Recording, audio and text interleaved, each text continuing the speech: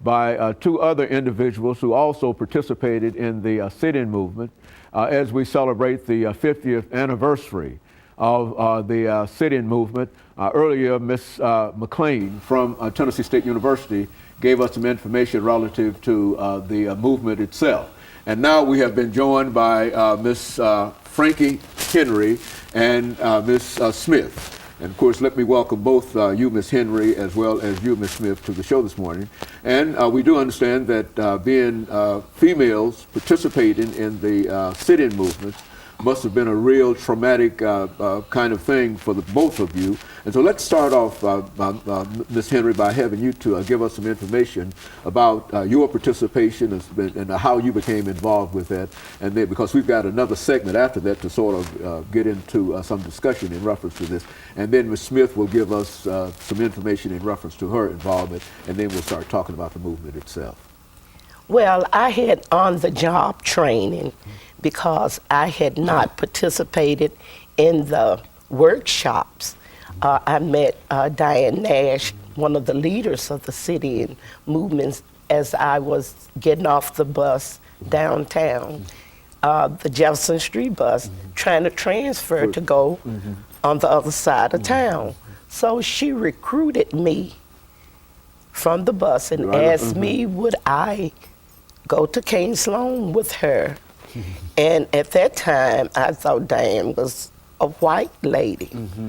And I said, why? And she explained to me about the movement and what the movement was about and what they were trying to accomplish, sitting in at the counters, desegregating the counters.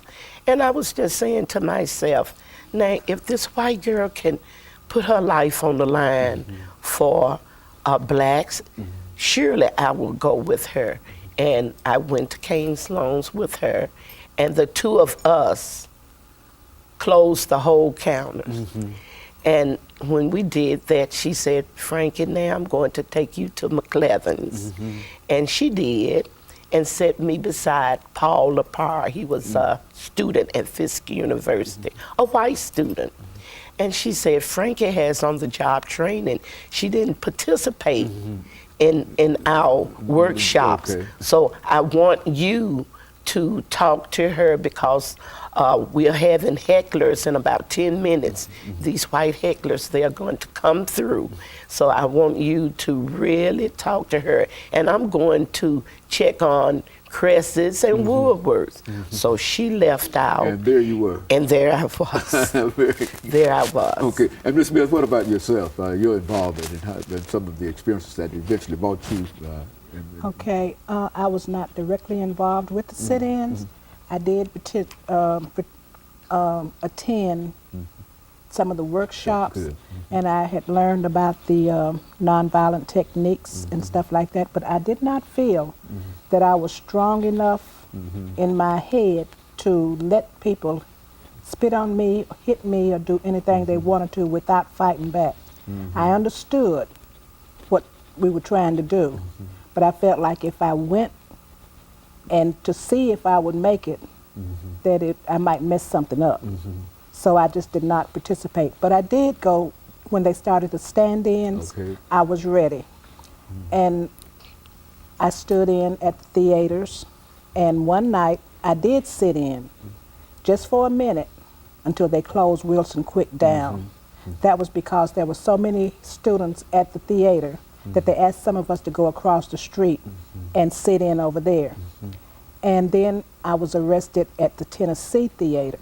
Now we did experience some pushing and jostling. The police pushed us around when we were asked to stand back. There would sometimes be some of us waiting to go up to the window to get a ticket.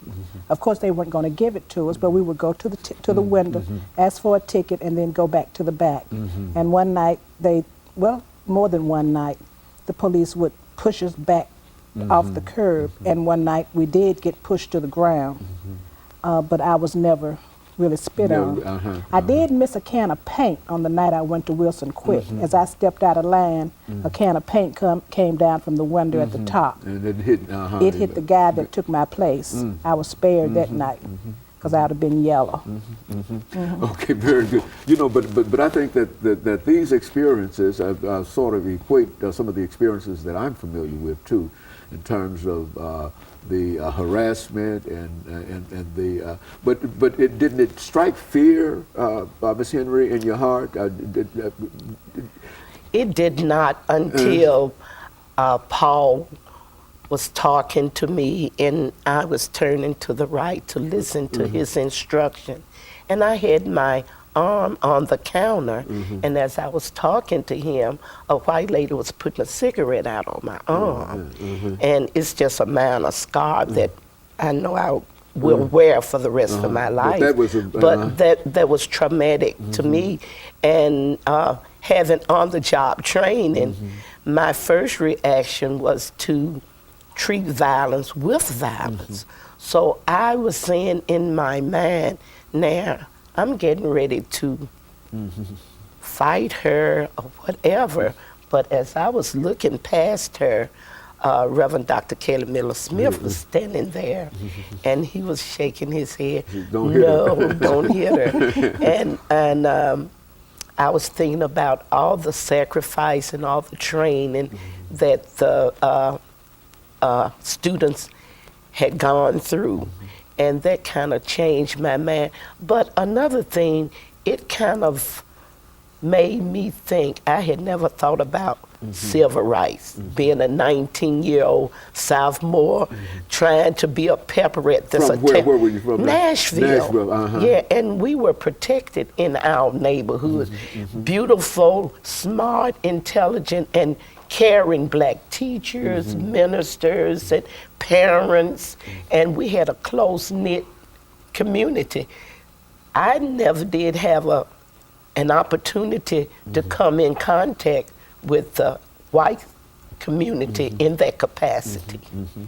So it was really then that I started thinking about the empowerment that it gave me, not hitting back.